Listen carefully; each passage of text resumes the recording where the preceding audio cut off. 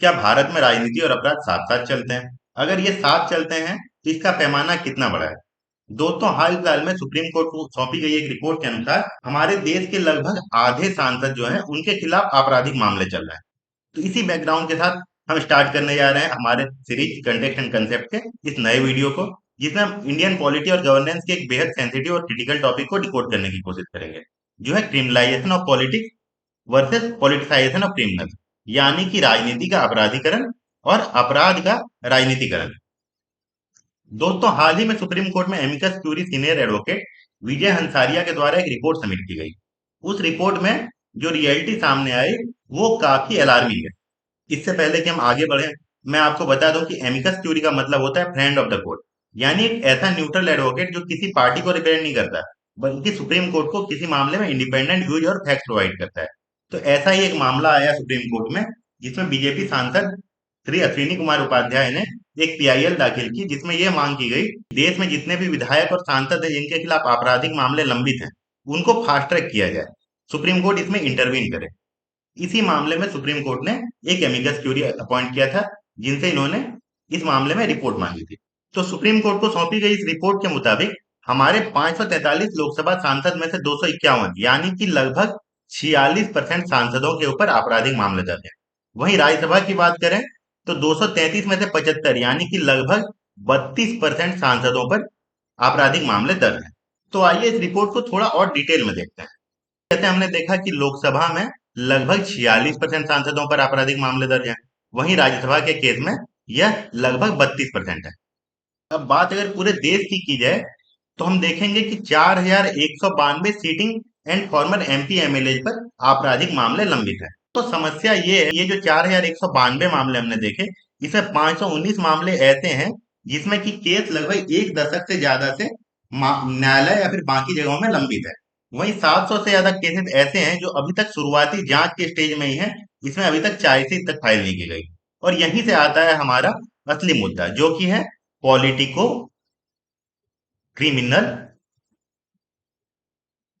Nexus in India, यानी कि भारत में अपराध और राजनीति या राजनीति और अपराध के बीच का जो तालमेल है, इनका जो लिंक है।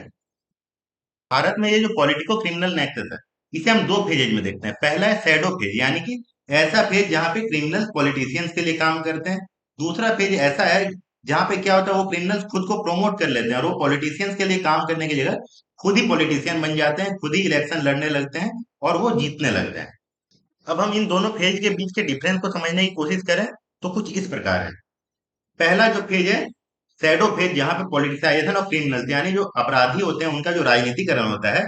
यहाँ पर पॉलिटिकल पार्टी चुनाव जीतने के लिए बाहर के क्रिमिनल, गैंग लीडर्स और मसलमैन का सहारा लेते हैं, जैसे कि बूथ कैप्चरिंग के लिए, राइवल्स को डराने के लिए और ब्लैक मनी के लिए। बदले में क्रिमिनल्स को क्या मिलता है? पुलिस प्रोटेक्शन और एडमिनिस्ट्रेटिव इम्यूनिटी, यानी यहाँ क्रिमिनल्स पॉलिटिशियन के लिए काम करते हैं और जो पॉलिटिशियंस होते हैं वो क्रिमिनल्स को संरक्षण देते हैं।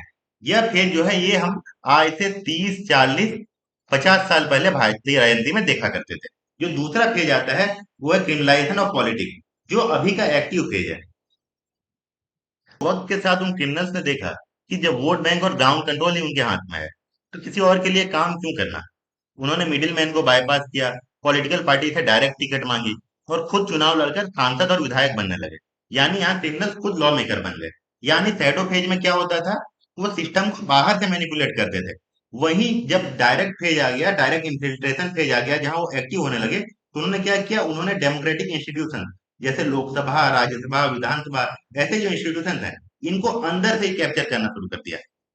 सवाल यह आता है कि यह नेक्सस इतना लंबा क्यों और कैसे चल रहा है। तो दोस्तों, इसको जब हम देखने जाएं तो इसके पीछे हमें तीन कारण दिखते हैं।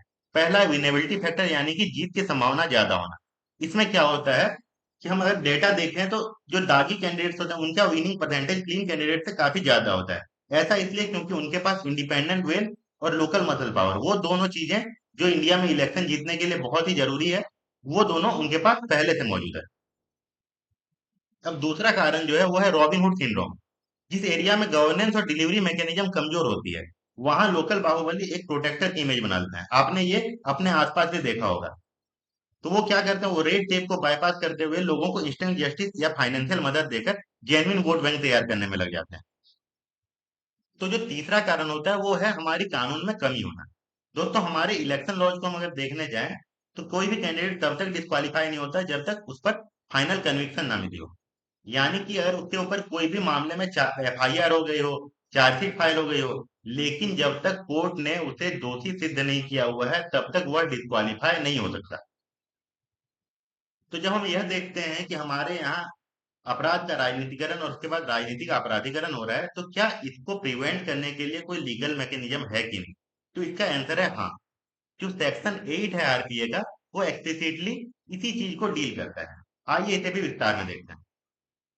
तो दोस्तों, आरपीए 1951 के हम सेक्शन 8 को देखने जाएं तो इसमें टोटल 4 क्लॉजेज है, जिसमें से चौथे को सुप्रीम कोर्ट ने अनकॉन्स्टिट्यूशनल बोलकर हटा दिया। तो आइए देखते हैं इन सारे क्लॉजेज। सेक्शन का क्लॉज 1 और 2 यह कहता है कि किसी भी कैंडिडेट के ऊपर अगर करप्शन, इलेक्टोरल ब्राइबरी, रेप या कम्युनल हेट्रेड ऐसे स्पेसिफिक ऑफेंसेस में अगर कन्विक्शन हो गया हो तो वह तुरंत ही डिस्क्वालीफाई हो जाता है। अब आता है क्लॉज 3। यहाँ पे हम देखते हैं 2 ईयर रूल। यानी कि अगर किसी व्यक्ति को किसी भी केस में 2 साल या उससे ज्यादा की जेल होती है तो वो कन्विक्शन के दिन से ही डिस्क्वालीफाई हो जाता है, और जेल टर्म पूरे होने के बाद भी वह अगले 6 साल तक चुनाव नहीं लड़ सकता। दोस्तों, कहने को तो ये सबसे ही ज्यादा क्रिटिकल क्लॉज है, लेकिन यहाँ पे सबसे बड़ी जो समस्या है वो क्या है, वो है पेंडेंसी, यानी कि मामलों का लंबे टाइम तक लंबित रहना। अब आता है क्लॉज 4, जिसे कि सुप्रीम कोर्ट ने 2013 में लिली थॉमस केस में अनकॉन्स्टिट्यूशनल बताते हुए रिपील करा दिया। इसमें क्या होता था, इसमें सिटिंग एमपी और एमएलए को 3 महीने का प्रोटेक्शन मिलता था। यहाँ पे वह हायर कोर्ट में अपील कर सकते थे, जिससे उसकी कुर्सी बच जाती थी। तो आइए देखते हैं जुडिशरी और रिफॉर्म कमेटी ने इस नेक्सस को तोड़ने के लिए क्या हिस्टोरिकल स्टेप्स लिए हैं। तो सबसे पहले कौन सी रिपोर्ट आती है, वोहरा कमेटी रिपोर्ट, जो कि 1993 में आई। इसने क्या किया, इसने फर्स्ट टाइम ऑफिशियल वार्निंग दी और इन्होंने क्या बताया, ये जो नेक्सस है पॉलिटिशियंस, ब्यूरोक्रेट्स और क्रिमिनल का, यह नेक्सस कैसा है, यह अनहोली है। इसके बाद 2002 के एडीआर केस में सुप्रीम कोर्ट ने यह कहा कि आर्टिकल 19 के क्लॉज 1 के सब क्लॉज ए के तहत वोटर्स के पास कैंडिडेट के बारे में जानने के लिए राइट टू नो का एक फंडामेंटल राइट है। जिसके बाद फॉर्म 26 जो है वो मैंडेटरी हो गया, और जो कैंडिडेट्स हैं उन्हें अपने क्रिमिनल केसेस और एसेट्स को डिक्लेयर करना मैंडेटरी हो गया। तो जैसा कि हमने पहले देखा, 2013 में lily Thomas versus union of India में सुप्रीम कोर्ट ने आरपीए के सेक्शन 8 के क्लॉज 4 को असंवैधानिक यानी कि अनकॉन्स्टिट्यूशनल बताते हुए इसको स्ट्राइक डाउन करा दिया, इसको रिपील करा दिया। तो इसके बाद 2018 के पब्लिक इंटरेस्ट फाउंडेशन केस में पार्टीज के लिए मैंडेटरी किया गया कि वो अपने कैंडिडेट के क्रिमिनल रिकॉर्ड्स न्यूज़पेपर और सोशल मीडिया पर डिक्लेयर करें, और वह यह भी बताएं कि उन्होंने क्लीन कैंडिडेट्स को क्यों नहीं चुना, उन्होंने क्रिमिनल केसेस वाले कैंडिडेट्स को क्यों चुना। साथ ही साथ लॉ कमीशन ने अपने 244वीं रिपोर्ट में यह रिकमेंड किया कि अगर किसी कैंडिडेट के ऊपर इलेक्शन से 6 महीने पहले कोर्ट ने किसी हीनियस क्राइम में अगर चार्जेस फ्रेम कर दिए हो तो वहां से भी डिस्क्वालिफिकेशन लागू होनी चाहिए और उन्हें इलेक्शन लड़ने का परमिशन नहीं मिलना चाहिए। तो दोस्तों, हमने देखा कि सुप्रीम कोर्ट के द्वारा कंटिन्यूस इंटरवेंशन और इतने सारे लीगल फ्रेमवर्क के बावजूद अभी भी भारतीय राजनीति में अपराधियों का वर्चस्व वैसा ही बढ़ता जा रहा है। यह इशू जो है ये हमारे रूल ऑफ लॉ और पूरे डेमोक्रेटिक सिस्टम की क्रेडिबिलिटी पर एक बड़ा सवाल खड़ा करता हुआ दिखता है। तो आपके हिसाब से हमें और कौन से सॉलिड एक्शंस लेने चाहिए, कौन से रिफॉर्म मेजर्स लाने चाहिए, जिससे कि यह नेक्सस को हम परमानेंटली खत्म कर सकें? अगर आपके पास अपनी कोई राय है तो आप कमेंट सेक्शन में जरूर डालें।